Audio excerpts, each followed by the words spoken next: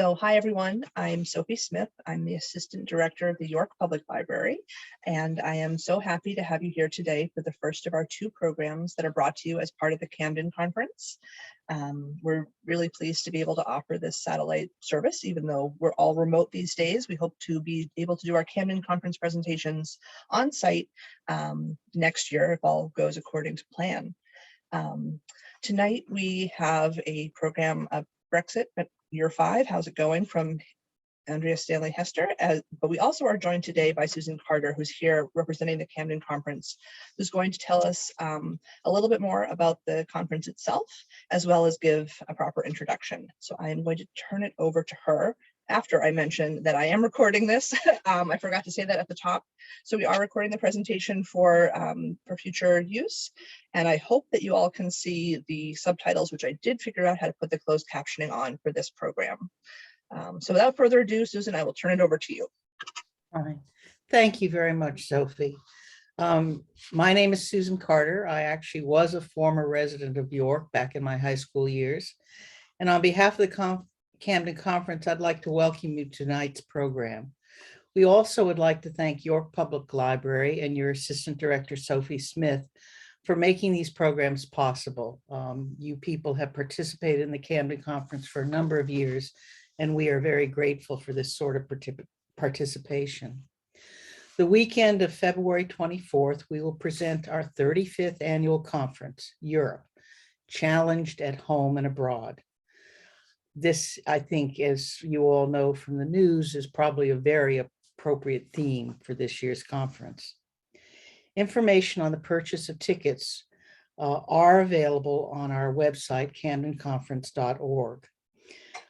You will find a terrific roster of presenters and details about our community events series leading up to the conference. This program is one of those. Most of our community events are available for streaming under recorded events if you go to the Camden Conference website. So you can see, you can learn about discussions that will prepare you for the conference itself.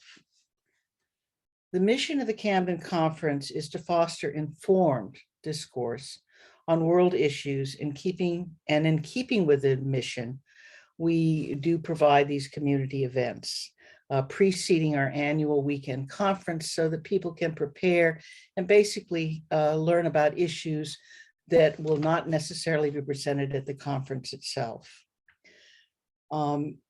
This year, because of the pandemic, the conference in January decided to go all virtual again. So this will be the second year that we are a virtual conference. The speakers will be presenting from their home communities in Europe and elsewhere.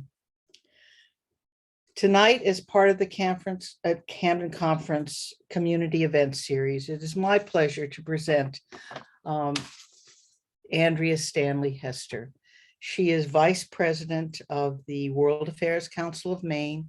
She also is a wonderful instructor at the Osher Lifelong Learning Institute at the University of Southern Maine and president of the Harvard Club of Maine. In her previous career, she was an editor, a writer for the president of Harvard University, and administrator of International Visitors Program in the Office of the University Marshal at Harvard.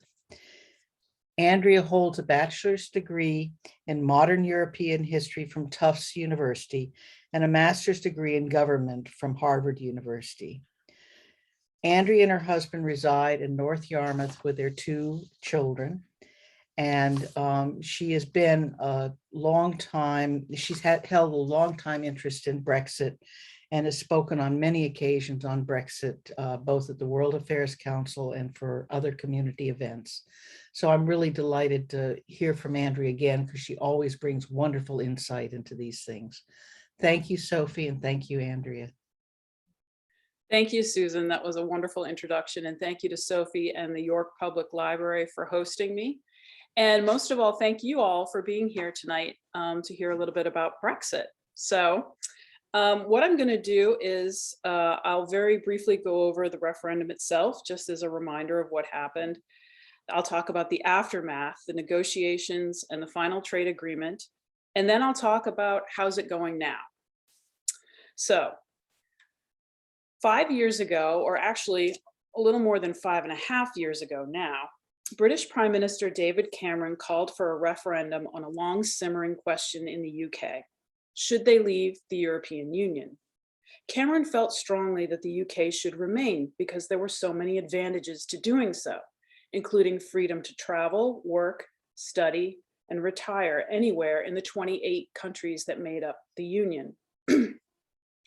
Other people like Boris Johnson, who was mayor of London until just before the vote, were adamant that the UK had to leave the European Union to, quote, take back control, as the slogan went, in order to unshackle itself from onerous and unjust regulations and forge its own path forward. And so on June 23rd, 2016, after a hard-fought and contentious campaign by both the Leave and Remain camps, the UK voted. And now I will try to share my slides with you. Let's see. Hold on. I have them here. And let me try to get this out of the way.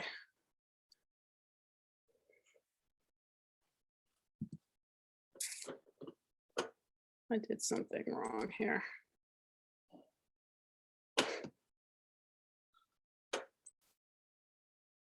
Okay, I'm sorry, I have to come out of this and try this again. Sorry about that. All right.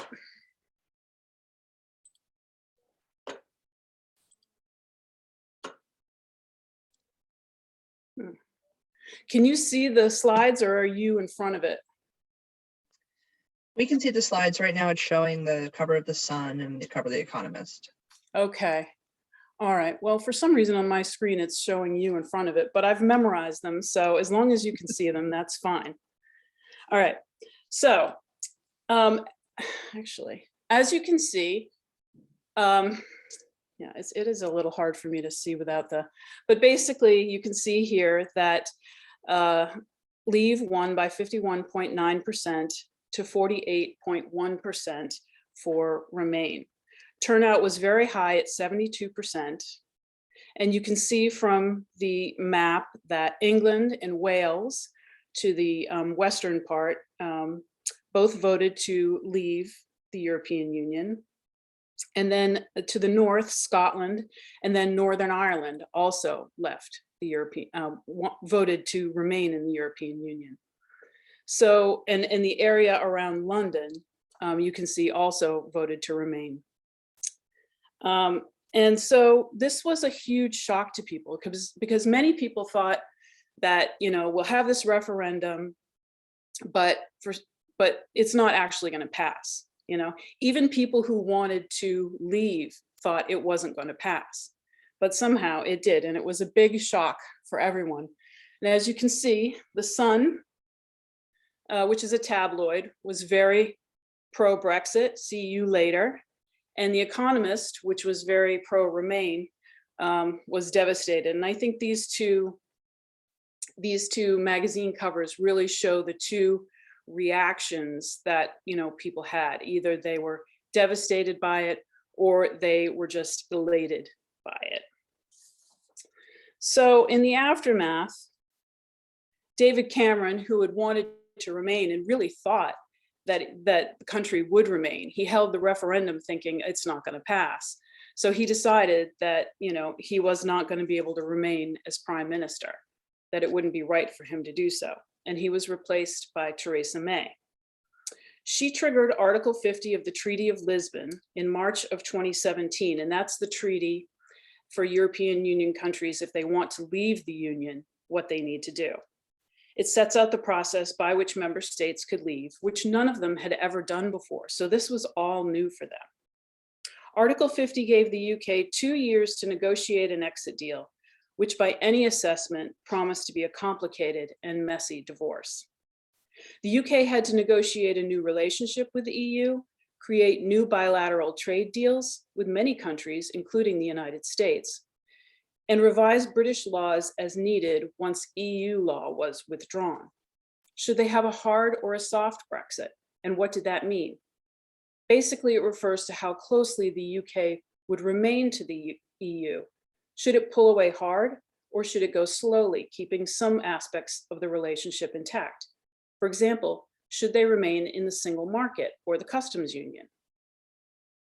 Theresa May's government negotiated with the EU and brought back potential deals to Parliament, which had to endorse any agreement. 3 times the House of Commons said no. So she did these negotiations with Brussels, came back, and the House of Commons said, you're not being hard enough. You're not, we want a harder Brexit. So they said no. And they were getting nowhere. Finally, the EU agreed to extend the exit deadline from March 29th, 2019, which was the 2-year mark, to October 31st. But by early June, with the agreement still stalled, Theresa May stepped down as Prime Minister, quite defeated, as you can see from the picture. She was replaced by former London Mayor and Leave campaigner Boris Johnson in July of 2019. He insisted that the UK will leave the EU on October 31st, quote, deal or no deal. He was even quoted as saying that he would rather be dead in a ditch than ask for another Brexit extension. In fact, he came up with a new slogan, get Brexit done. And this is a very typical thing for Boris Johnson. You see him here on the tractor going through this fake wall. He's a sort of a populist leader. He's very charismatic. He loves the stunts. He loves the sort of black and white, putting things in black and white for people to easily understand. So he wanted, this is the kind of stunt that he just loves to do, get Brexit done. But Parliament fought back and actually passed a law that prevented the UK from leaving the EU without some sort of deal. They didn't want a completely hard Brexit. The clock was ticking and the pressure was on. Now, there were 2 major sticking points. One was fishing rights. Any European Union country can fish in the waters of any other European Union country. So you see here a map of the exclusive economic zone. The area in purple is the area where any EU fisherman can fish in anywhere in those waters. It doesn't matter where you are. So a Scottish fisherman can fish down in the Mediterranean or vice versa, and they're all allowed there. This is called the Common Fisheries Policy. But British fishermen were not happy with that arrangement. They felt that it was important to regain control of British waters, and many people agreed with them. It became very contentious. And you can see some of the fishermen here, pro-Brexit, decorating their boats and having boat parades, not unlike the sort of Trump boat parades that we had in the United States. But interestingly, fishing is only a tiny fraction of the overall economy in both the UK, where it's about 0.1%, and the European Union, where it's about 0.06% in France. And some of the landlocked countries of the EU don't have any fishing fleets at all. So why all the fuss? The economic reasons mostly were relevant to the fishermen, but for others, it became a symbol of national pride.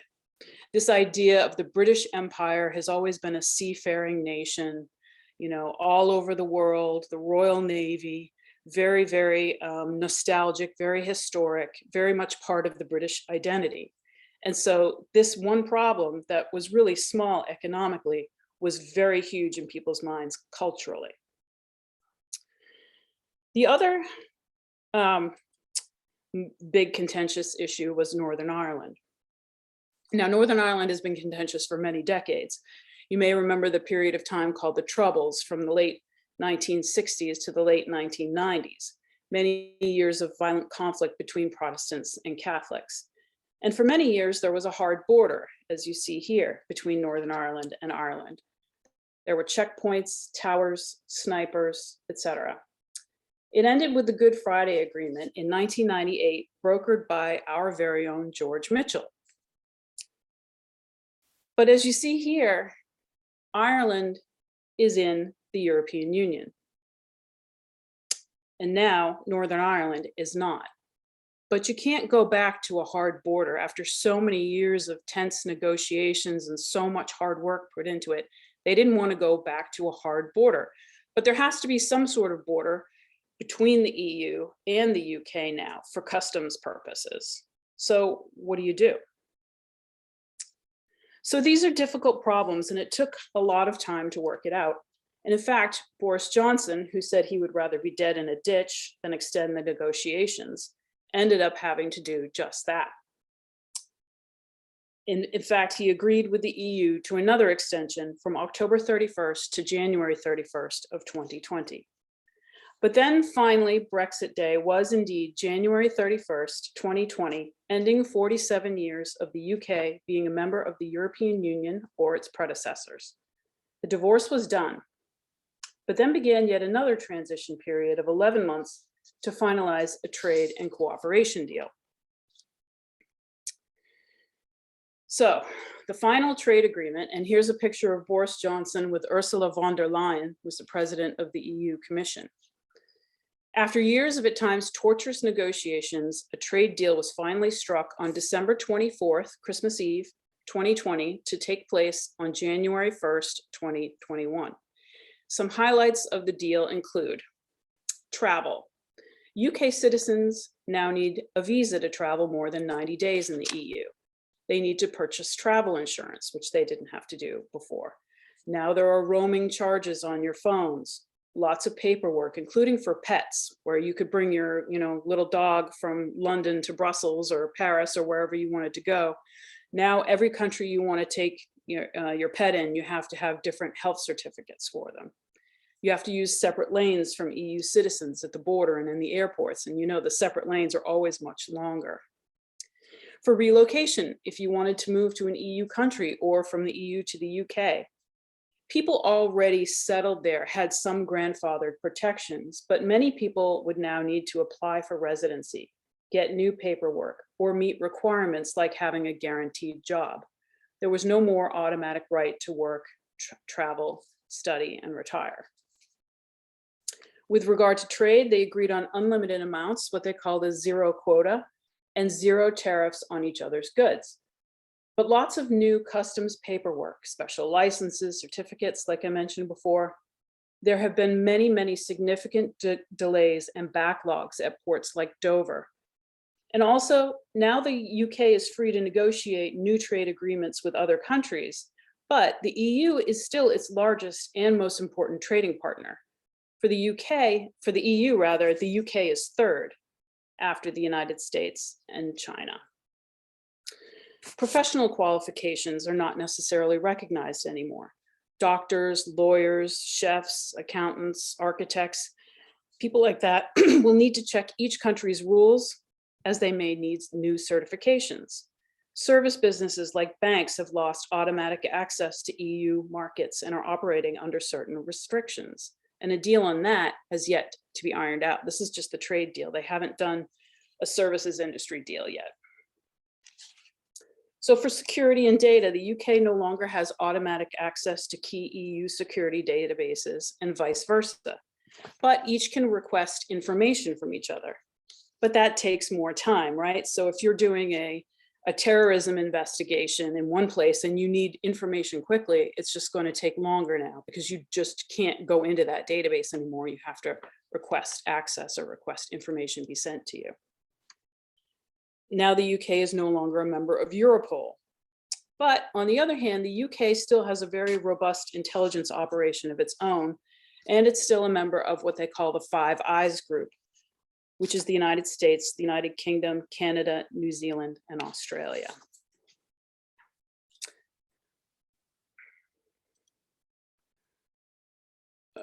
Here we go. So for fishing, you see the map I showed you before on the left. On the right is the new map. You can ignore the yellow area. That's not what we're talking about. But the peachy area is now British sovereign waters. And so negotiations have to be made for allowing, there is a period of time that EU fishermen are still allowed to fish in those waters, but they have to present their credentials. And so that's for the next 5.5 years, and it will have to be renegotiated after that.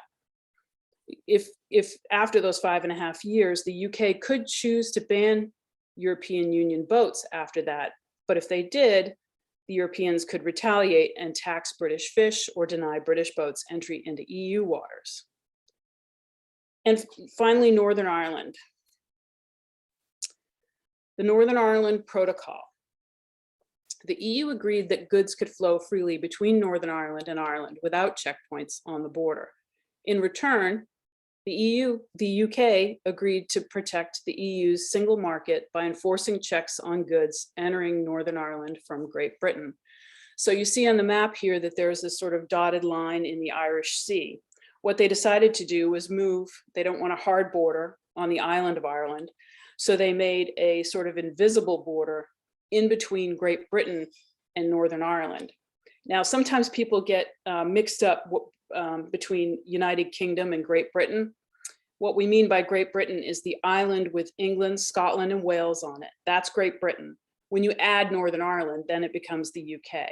So between the island of Great Britain and Northern Ireland, now that's where the checks happen. So once goods get from the UK over into Northern Ireland, they can go down into Ireland. They've already been checked and it doesn't matter. So in effect, Northern Ireland is still in the customs union.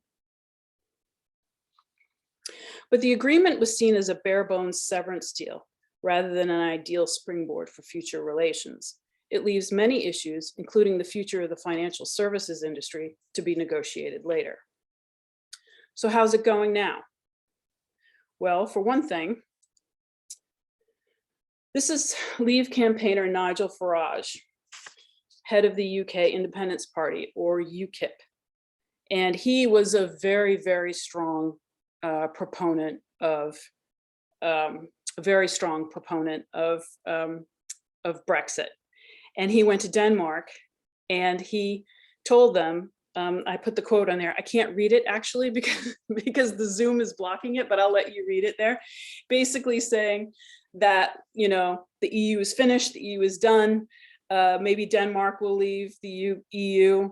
Maybe there'll be Nexit, the Netherlands might leave. He and the other Eurosceptical politicians were thrilled and they thought this is going to be the end of the European Union as we know it.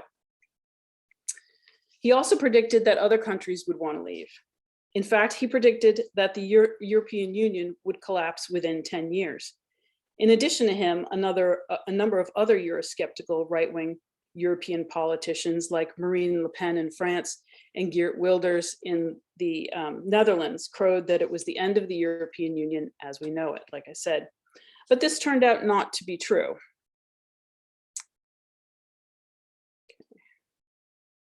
In fact, public support for the EU surged during and after Brexit. People looked at how hard it was and said, you know what, maybe leaving the European Union is not such a great idea after all. We thought it would be a great idea, but look how badly it's gone for the British. So now the Eurosceptics, once they realized that their voters were no longer in favor of leaving the European Union, have decided that they've pivoted to the idea of reforming the EU from within. But it's not a rosy picture for the EU overall. The UK was an important member of the Union, which has now lost its third largest member by population, and perhaps more importantly, its second largest economy. This loss diminishes the EU's economic and political clout on the world stage. Another problem is Scotland. Scotland voted by a significant margin, as you may remember from the map, 62% to stay in the European Union. There's always been a significant Scottish independence movement, and there was a referendum in 2014, 2 years before Brexit, to decide whether or not to cede from the United Kingdom. At the time, the no vote won 55 to 45%, partly because they were just sort of averse to the risk.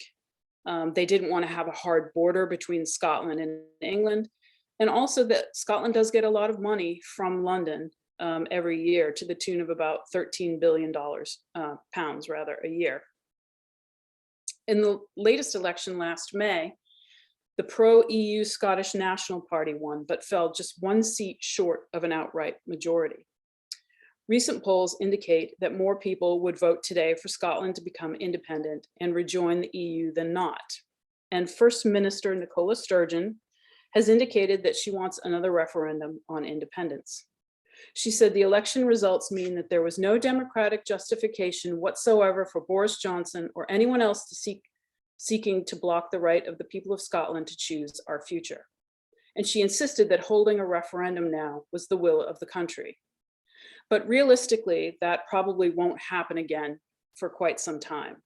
For one thing, she has her hands full dealing with the COVID crisis, and she has said that she isn't going to try to do another independence referendum until that's under control. And secondly, Boris Johnson is absolutely opposed to another referendum anytime soon, perhaps for obvious reasons. He doesn't want them doing it, and I guess the Prime Minister does need to sign off on a referendum. Another issue is the City of London. As you remember from the map, London did vote massively to remain, mostly due to the fact that it's a more cosmopolitan area with a wealth of diversity and lots of young people who don't remember a time when the UK was not in the European Union. So now what?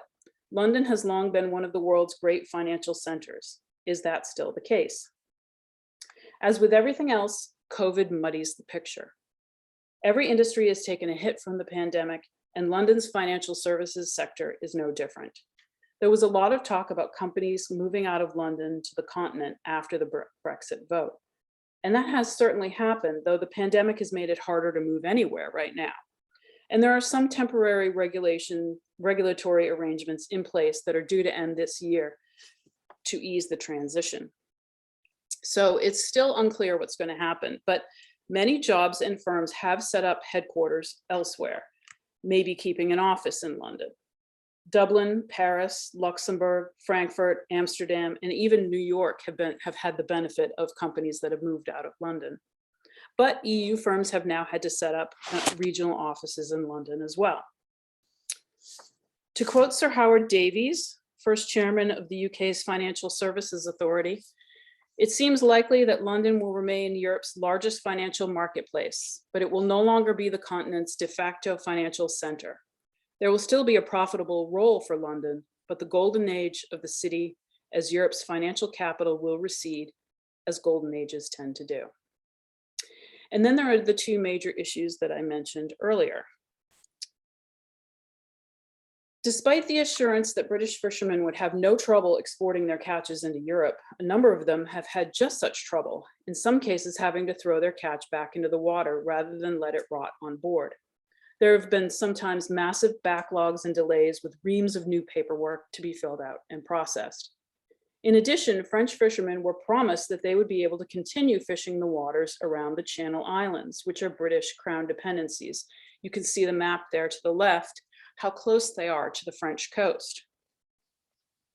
They would be allowed to continue as long as they could prove that they had previously been fishing there. The problem is that many small boats are family run and don't always have definitive proof that they have been there because many of them lack GPS systems on board. The paper logbooks these boats use are sometimes not accepted by the British government, and they have been denied access. On May 6th of last year, things came to a head at the Channel Island of Jersey when a flotilla of around 60 French fishing boats protested new restrictions by blocking the harbor, and you can see the two pictures here. In return, the British sent 2 Navy vessels to monitor the situation, and if you look in the horizon of each picture, you can see the British Navy vessels monitoring the situation.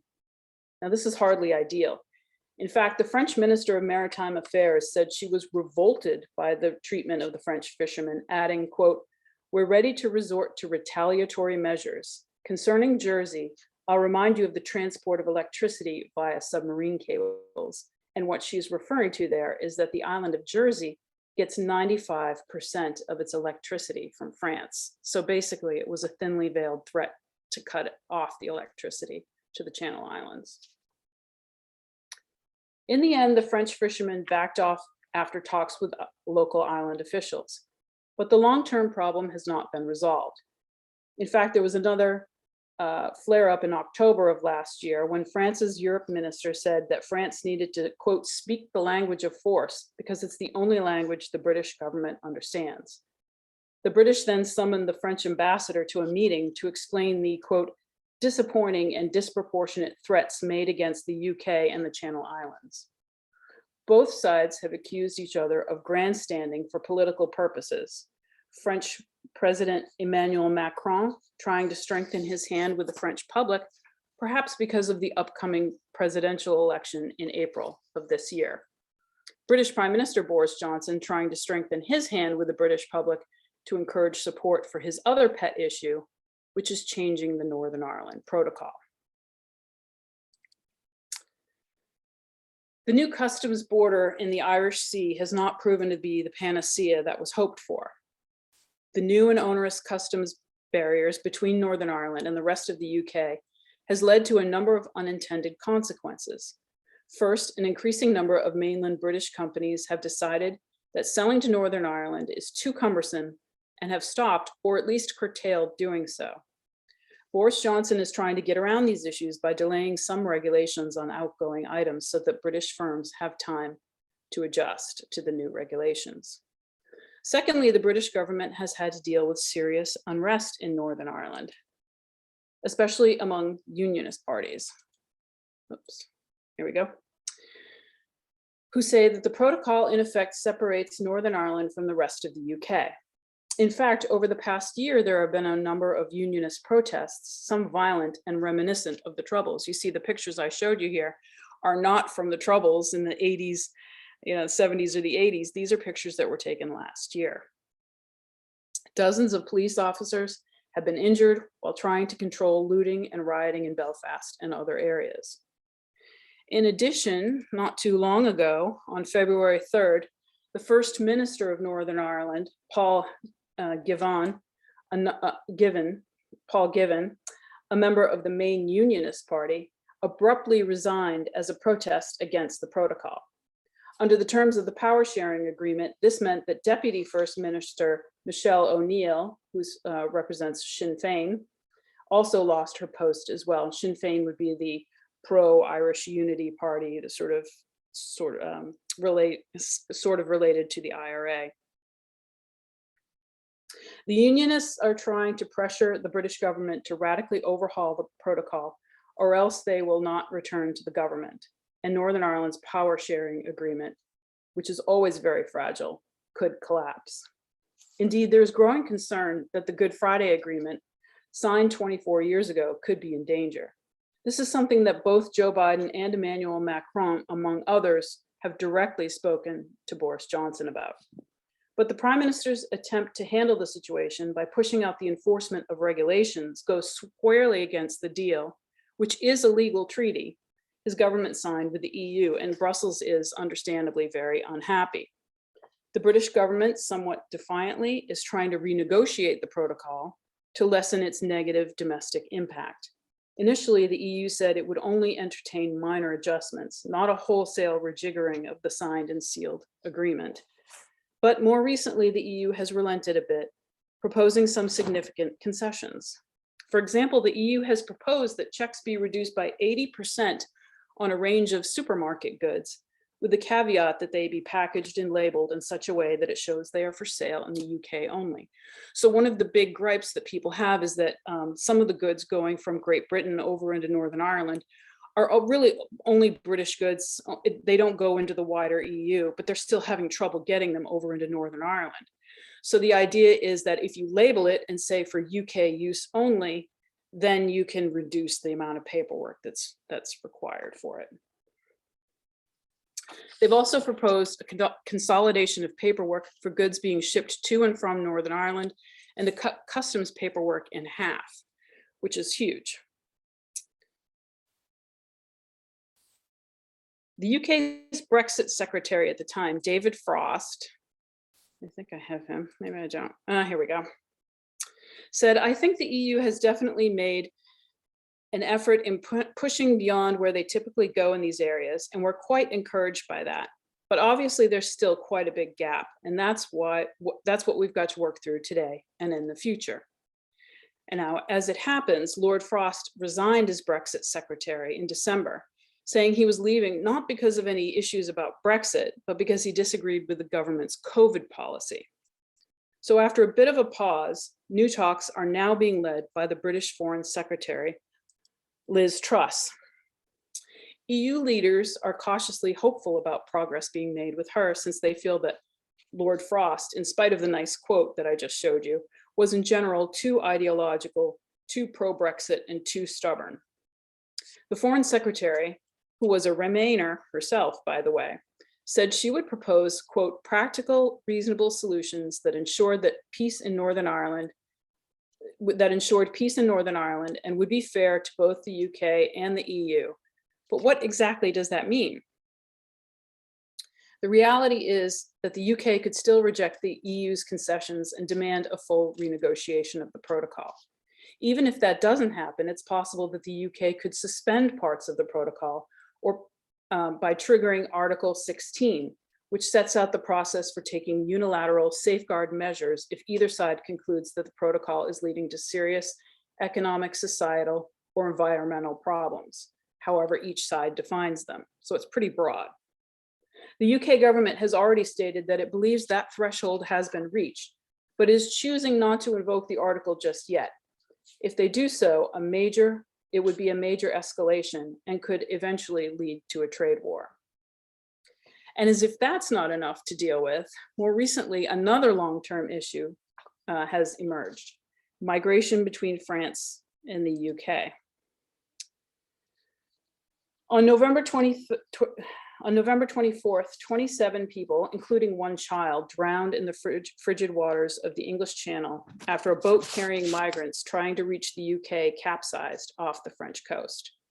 French President Emmanuel Macron called for an immediate tightening of the border and a crackdown on immigrant smugglers, saying, quote, France won't let the Channel become a graveyard. Smuggling by boat has increased in recent years as the British and French governments have cracked down on smuggling via trucks through the Channel Tunnel. French officials say there were around 47,000 attempts to cross the Channel in 2021, 47,000, and almost 8,000 migrants were saved from shipwrecks. French authorities have regularly cleared out migrant camps on the coast, offering them shelter and the chance to file asylum requests. But many migrants are determined to reach the UK. Why is that? Sometimes it's because they speak English and they would feel more comfortable there, but many of them have family members who are already there. And also, until at least recently, the UK job market was apparently less regulated for undocumented migrants than the EU, but that is changing. Talks are ongoing between the British and French governments. And this is yet another area where they're going to have to come to some agreement, and fairly quickly, since people's lives are at stake. Finally, on a more macro level, how has Brexit affected the UK's role in the world? In some ways, it is clearly diminished. No longer part of a large organization that has a multiplying effect on power and influence. But the UK has always punched above its weight. It still has a seat on the UN Security Council. It's still a member of NATO, a member of the Five Eyes, and it chaired the G7 and UN Climate Conference in Glasgow last year.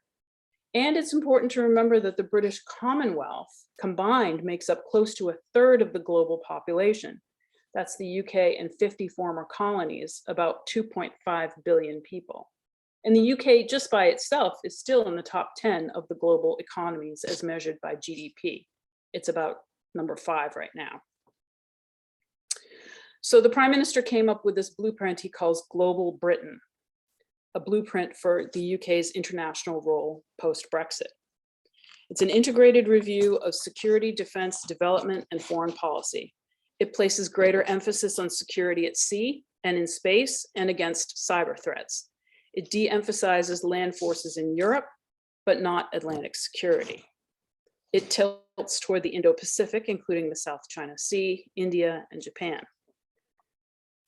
For example, the controversial new, what they call AUKUS alliance, which stands for AU for Australia, UK, and then US, alliance with the United States and Australia to help the Australians develop nuclear submarines, which was announced in mid-September. It supersedes a $66 billion Aussie deal with the French to make diesel electric submarines, which the Australians came to view as inadequate for their long-term needs, given the rise of Chinese aggressive behavior in the region. The British government is very pleased with this first tangible victory, reminding the world that post-Brexit, the UK remains an important global player.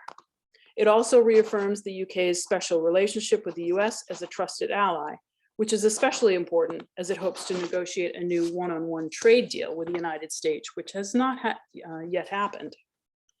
And of course, the French are very put out by the AUKUS deal, which came as a great surprise to them, as they were not told about it beforehand. Emmanuel Macron, in a fit of somewhat understandable pique, recalled the French ambassadors to the United States and Australia, the first time that has ever happened.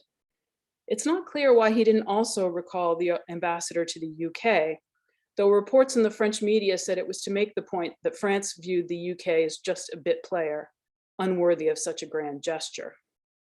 Maybe, but perhaps it was also the delicacy around outstanding Brexit issues that made the gesture seem like a bridge too far.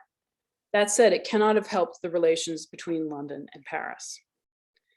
So in conclusion, as of right now, 5.5 years on from the referendum, the verdict is still out on the wisdom of Brexit, which in reality is far from done. It has really just begun in many ways. There have been some notable successes, but also quite a few stumbling blocks along the way.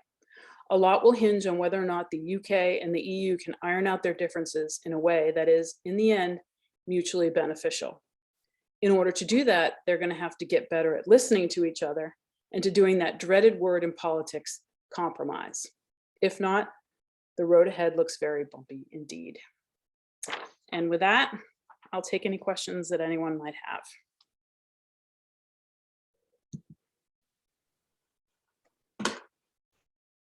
Please feel free to unmute yourself, everybody, if you'd like to ask a question, or you can type it in the chat and I will relay it.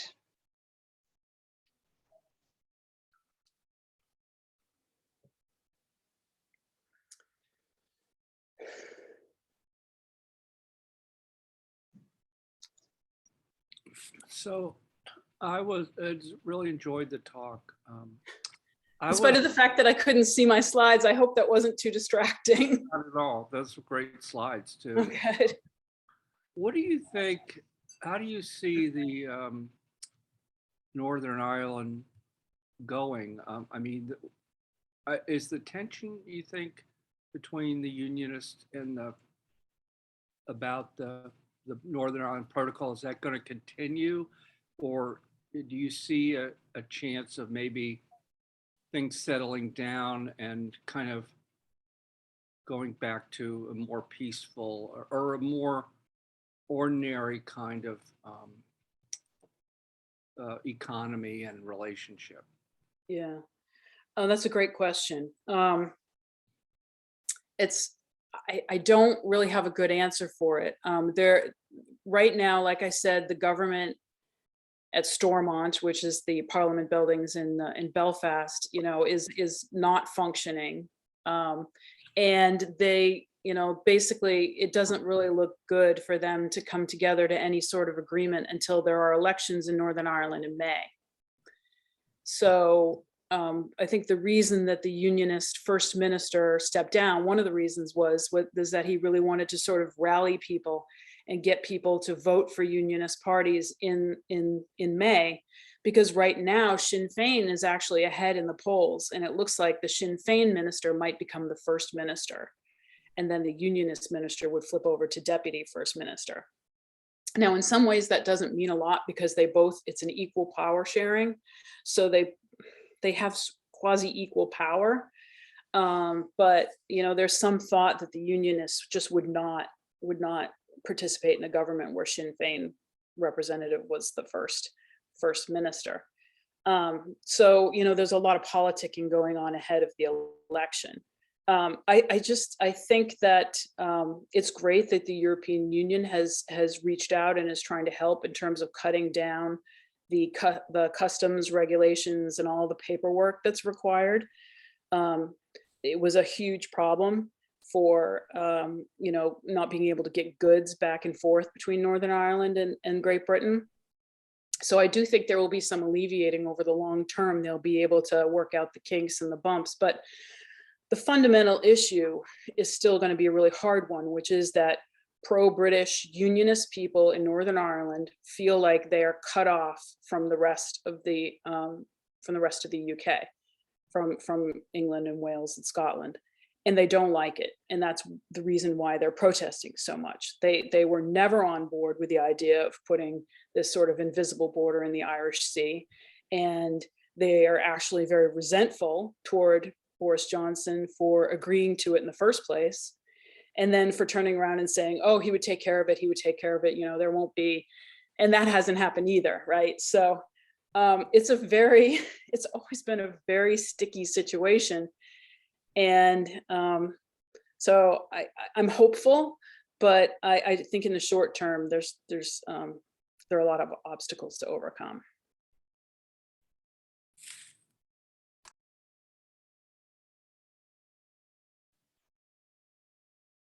Thank you. I see a couple of comments and a question in the chat. So first, there's a comment about Boris Johnson having a difficult couple of weeks, and perhaps it won't help his Brexit activities. I don't know if that was so much just a comment or or posing for a comment from you. But well, the problem with Boris is that, part of his appeal is that he's got this sort of frat boy image going. People like him because they think he's a guy you could meet down at the pub and have a beer with, and he'd be lots of fun and very charismatic. And, the picture I showed you with the tractor, get Brexit done and that sort of thing. But the dark side of that is that, he can get himself into trouble. And so he and the people at 10 Downing Street have gotten into some trouble about having parties during lockdown, including apparently a party the night before the Queen's husband, Prince Philip's funeral, which was very unseemly, as the Queen had to sit by herself in the pew at the church the next day because of COVID regulations. So people are really, really up in arms about it. And it's not just people who didn't support Boris Johnson. Even some of his closest colleagues are very upset about the whole thing, about how bad it looks. So that's not helping him for sure. is that going to have impacts on his actions? Any further Brexit things that need to get adjusted, do you think? I think anytime his popularity goes down, he looks for ways to bring it back up again. And if that means doing a harder line on Northern Ireland or, whatever, yeah, I think he would certainly consider doing that. Now, how much of it, I do think that he was always sort of intending to scrap the protocol or change it, because he was always sort of lukewarm about it. But in order to get something signed, he agreed to it and just thought, we'll deal with it later. And now it's later, right? So, but it's hard to know how much Partygate affects all of that. I'm sure it's not helping. Looks like another question here. With Sinn Féin is the largest party in Northern Ireland. How does that? Sorry, I'm trying to read the question. How the Sinn Féin is the largest party in the North now. Does the Brexit, the protocol in Article 16 have any implications for 32 County Ireland? Well, I think that part of the anxiety of the unionists is that something like that would happen, right? So that, Sinn Féin is growing in popularity. They have been able to a certain extent to disassociate themselves from the violence of the IRA. And, there are not just one unionist party, but there are multiple unionist parties. And I think that that's part of the looming threat that perhaps many unionists feel, is that, there's going to be more Catholics or more of Sinn Féin, more people associated with Sinn Féin as time goes on. And so they've really got to make their stand now, because, it is possible under certain circumstances that the island of Ireland could reunite. It's not entirely crazy. So I think that's really informing how strongly they feel about what they're doing right now, just trying to just bring this all to a halt. So, yeah.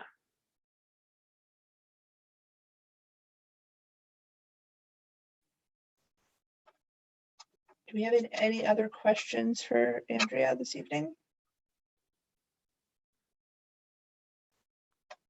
I guess I'd like to ask one more about the politics of Brexit. Do you think it seems that Brexit is still a big factor within the Conservative Party and who they might choose as a future leader if Boris Johnson should have to step down. Do you have any thoughts about it, whether that might lead to real change in policy as regards the EU, or if it would really still be the same if, say, Rishi Sunak or Liz Truss were to become prime minister? Have you thought about that? Or?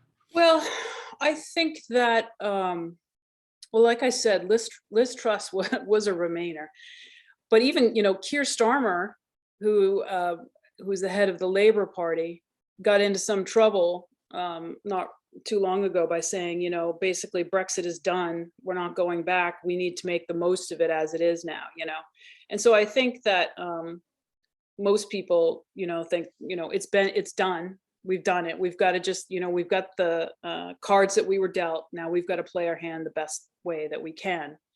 And I do think that people like Liz Truss or, almost anyone else other than Boris Johnson would be, a little more reasonable about, maybe reasonable is not the right word, but not quite as dramatic and populist about it,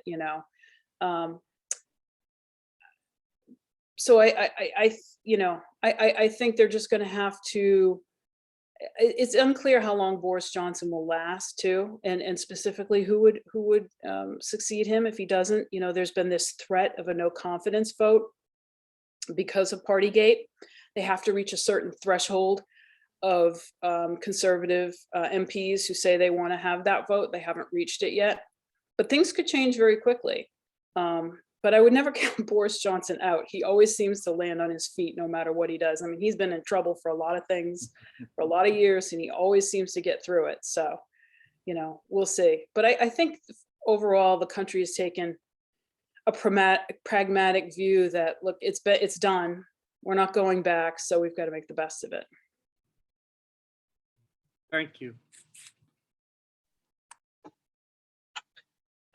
There's a question here about asking when you see the next Scottish referendum occurring.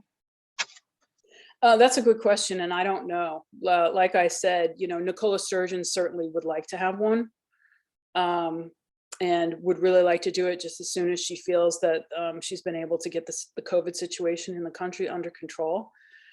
But it appears that the British Prime Minister has to sign off on a referendum, and of course, Boris Johnson is never going to do that. And who knows, what future prime ministers would be willing to do it. I think there will be one eventually. I think that they will, enough pressure will build on London that eventually another referendum will be held, but I don't think it will be anytime soon. I'm not sure exactly when. I know that the Scottish were very upset. They wanted to remain, and they've said if they leave the UK that they will apply for to be readmitted to the European Union. So it's really roiled them up.